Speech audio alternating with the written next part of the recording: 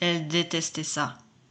L'environnement qui l'entourait et l'écrasait par ses sons et ses odeurs, et surtout qui lui faisait ressentir à chaque instant l'échec qu'était sa vie. Elle ne pouvait voir, dans son retour dans son ancien collège, en tant que pionne, autre chose qu'une déchéance. Du haut de ses 22 ans, elle ne savait pas ce qu'elle voulait faire de sa vie. En vérité, elle n'avait jamais su. Elle avait bien fait une licence dans une matière pour laquelle elle n'était pas mauvaise, mais qu'elle n'affectionnait pas particulièrement. Finalement, le diplôme ne lui ouvrit que peu de portes professionnellement, et son manque de motivation évident les referma très vite. Elle leva le nez de son livre après avoir relu la même phrase 5 fois. Devant elle, une salle quasiment vide. Un élève dormait, la tête posée sur ses bras, une autre regardait dehors, l'air blasé, et une dernière tenait un cahier devant elle pour cacher qu'elle jouait sur son téléphone. Christelle savait, mais elle ne disait rien. Elle aimait jouer les complices tacites quand des interdictions de la direction lui paraissaient injustes. Et après tout, elle était plus proche générationnellement des gosses en face d'elle que de la CPE ou du directeur qu'elle ne voyait jamais. Parfois, cette proximité l'attristait. Les 3 ados auraient pu être son miroir.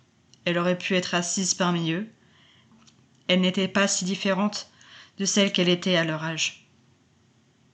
La sonnerie de 17 heures retentit. Les 2 filles se précipitèrent dehors et vers le point d'attente des bus scolaires. Le garçon se redressa lentement et traîna des pieds dans l'allée, tandis que Christelle rassemblait ses affaires.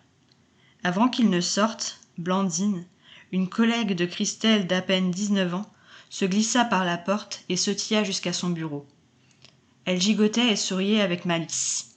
Elle prit cette voix, raclée au fond de la gorge, des gens qui veulent le chuchoter mais parlent aussi fort qu'à l'habituel.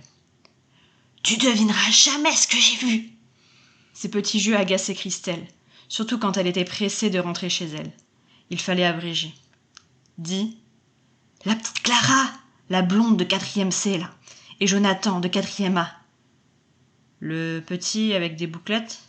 Non, l'autre, le grand, qui garde toujours sa capuche de sweat et qui vient à vélo.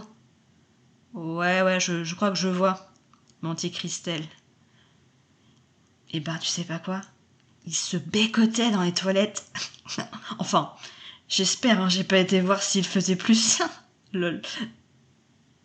La porte de l'étude claqua et Blandine sursauta. En se retournant, elle vit le garçon, gagné par une nouvelle énergie, courir vers le portail. Il était à l'étude, lui. Je l'avais même pas vu. C'est drôle, tu vois mieux ce qui se cache que ce qui est juste devant ton nez.